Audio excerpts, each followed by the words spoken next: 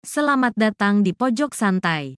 Sebelum Anda mendengarkan audiobook ini, kami menginformasikan bahwa channel ini adalah review audio dari buku yang ada di Indonesia. Untuk membaca keseluruhan buku ini, kami menyarankan membeli buku aslinya di toko buku kesayangan Anda, baik offline maupun online. Keberadaan channel ini dimaksudkan untuk membantu Anda mendapatkan pengetahuan dari buku-buku kesayangan Anda. Jangan lupa untuk subscribe, like, dan komen. Selamat datang di Pojok Santai, channel khusus yang membahas komik dan novel dengan cara asik. Akhirnya, Gempar Bumi berhadapan dengan Wiro Sableng alias pendekar kapak maut Naga Geni 212. Siapa lebih unggul? Yuk langsung saja disimak video berikut ini.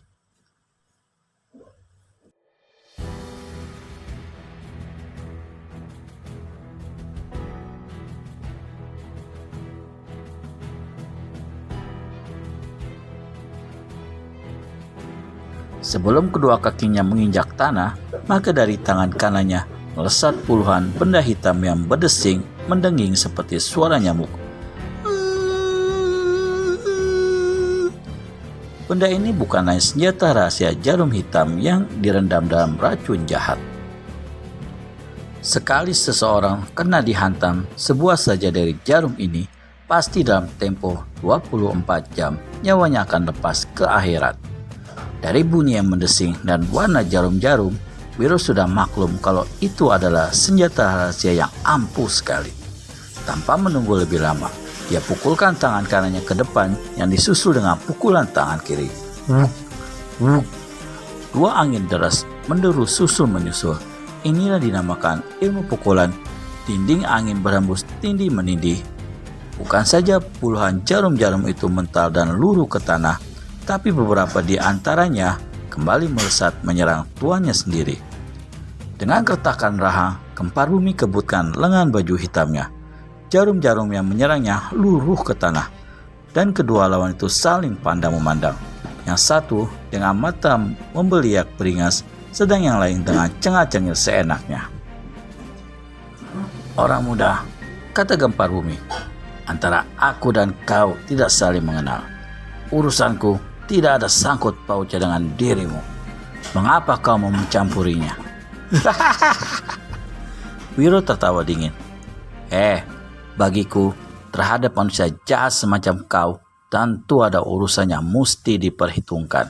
Kecuali kalau kau mau angkat kaki dari sini sekarang juga. Gempar Bumi mendengus. Apakah bukan lebih baik kau saja yang cepat-cepat berlalu dari hadapanku sebelum aku betul-betul menghajarmu? Ilmumu boleh juga, percuma kalau kau dalam usia muda begini rupa. Wiro keluarkan satu siulan. "Terima kasih atas nasihatmu, Gempar Bumi. Nah, kau pergilah." Sikap tenang Gempar Bumi tadi kini menjadi marah yang mendidihkan darahnya. "Kau orang rantau, sungguh mengenaskan di negeri orang. Belum tentu pula angin akan membawa pulang namamu ke kampung halaman." Jangan bersajak sobat, tukas Wiro Sableng. "Aku tidak bersajak," saut Gempar Bumi. "Aku hanya akan mengukir nyawamu di pintu akhirat." Lalu laki-laki ini cabut sebilah keris dari pinggangnya. Senjata itu berhulu gading, beraluk 12 dan berwarna sangat hitam. Sinar yang memancar dari keris ini menggigitkan sekali.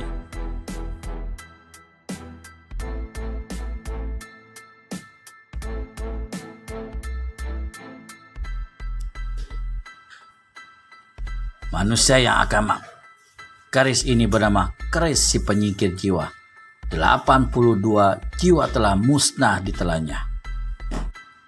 Apakah kau berniat untuk menjadi korban yang ke-83? Wiro tertawa gelak-gelak. Apapun nama keris di tanganmu itu, aku tidak peduli. Juga berapa korban yang dimakannya, aku tidak tanya. Sebaliknya, bagaimana kalau keris itu kerebut, lantas kupergunakan untuk membuat konyol kau sendiri? Boleh, boleh kau coba untuk merebutnya, jawab Gempar Bumi dengan hati geram. Nah, ini kau rebutlah. Secepat kilat Gempar Bumi tusukkan senjata itu ke dada Wiro Sableng. Sinar hitam terasa dingin menyambar dada sang pendekar. Awas orang muda, seru pagar alam dari atas kereta. Keris itu mengandung racun jahat. Diam-diam laki-laki ini merasa cemas. Jika Gempar Bumi sudah mengeluarkan senjata itu, biasanya lawan tak akan sanggup bertahan lama.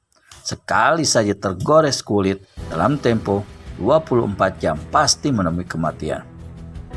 Ya, terima kasih atas nasihatmu Bapak, kata Wiro sambil cepat-cepat berkelit. Ketika kelihatannya serangan Gempar Bumi hanya mengenai tempat kosong, tiba-tiba keris si penyingkir jiwa membelok ke iga kanan. Hampir-hampir akan melanda, iga meliuk pula ke parutan, tiba-tiba naik laksana kilat, menusuk ke arah lekuk dagu dekat ujung leher. Di samping itu, angin yang keluar dari keris si penyingkir jiwa dinginnya menyembilui tulang-tulang sumsum, membuat darah pendekar 212 laksana beku dan berhenti mengalir. Untuk mencegah agar dirinya tidak terpengaruh oleh hawa jahat senjata lawan, cepat-cepat Wiro Sableng alirkan hawa panas dari pusarnya ke seluruh bagian tubuh. Sesudah itu, dia pun menghadapi serangan lawan tanpa main-main lagi. 3 jurus yang berlalu, Wiro tak bisa berbuat apa-apa selain bertahan dengan gigih. Keris di tangan lawan laksana curahan hujan dan berubah jadi puluhan banyaknya. Menusuk, menyambar, dan memapak ke pelbagai bagian tubuh Wiro Sableng. Jurus keempat dan kelima sampai seterusnya keadaan Wiro semakin buruk. Bagaimanapun dia berkelebat cepat tapi sia-sia saja. Sinar hitam senjata lawan laksana jaring Athos yang tak sanggup ditembusnya. Pagar alam yang menyaksikan pertempuran itu menjadi pusing karena tak dapat lagi menyaksikan gerakan-gerakan mereka yang bertempur saking cepatnya. Mayang sendiri yang lebih tinggi ilmu kepandaiannya mengedipkan matanya beberapa kali. Diam-diam, gadis ini leletkan lidah melihat hebatnya pertempuran yang berjalan. Siapakah pemuda berambut gondrong yang bersedia mengorbankan keselamatan dan jiwanya itu untuk menolong dia bersama ayahnya? Ilmunya tinggi, tapi apakah sanggup bertahan menghadapi Gempar Bumi yang ganas dari serangan bertubi-tubi itu? Setahunya, tak satu orang pun yang sanggup menghadapi Gempar Bumi bila keris si penyingkir jiwa itu sudah berada dalam tangannya. Dan melihat kenyataannya, bagaimana si pemuda terdesak hebat, maka mengelulah sang darah. Pagar alam sendiri kembali menjadi cemas. Saudara, ambil golok ini sebagai senjatamu, seru Mayang sambil melemparkan golok yang tadi telah dirampas oleh Gempar Bumi, tapi kemudian oleh Gempar Bumi dibuang begitu saja ke tanah. Hei, terima kasih saudari. Aku tak perlu senjata menghadapi tikus berkumis melintang ini, jawab Wiro. Tapi kau terdesak saudara, seru pagar alam dari atas kereta. Dan pertempuran ini tidak adil, menyambungi Mayang. Dia pakai senjata, kau bertangan kosong. Maka, meski Wiro tidak mau diberikan senjata, namun sang darah melemparkan juga golok itu kepadanya. Wiro Sableng mau tak mau segera menyambut senjata itu. Tapi, terang! Keris si penyingkir jiwa lebih cepat. Golok yang dilemparkan mental ke udara dalam keadaan patah dua. Sialan, maki Wiro. Kalau tidak cepat-cepat dia menarik tangannya, pasti senjata lawan menyambar tangan itu. Sesaat kemudian, terjadi lagi pertempuran seru dan Wiro semakin kepepet. Tiba-tiba pendekar 212 bersuit nyaring. Tubuhnya lenyap dalam satu kelebatan yang sukar dilihat mata. Dengan merubah jurus-jurus ilmu silatnya, maka dia mulai membuka serangan. Dari sela bibirnya, terus-menerus melesat suara siulan yang nyaring tak menentu dan menyakitkan telinga.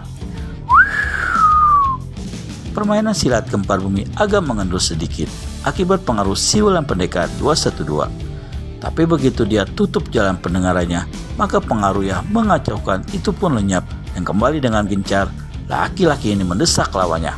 Di samping memakai habis-habisan, Wiro juga mengagumi keampuhan senjata sakti di tangan lawan. Bagaimana selanjutnya? Sang Bukau, Wiro Sableng alias pendekar kapal maut Naga Geni 212 menghadapi keris si pejinggir jiwa milik Gempar Bumi? Dapatkan jawabannya di video selanjutnya hanya di channel Pojok Santai. Segera subscribe dan tekan tombol lonceng untuk mendapat notifikasi video terbaru dari kami. Terima kasih dan sampai bertemu kembali.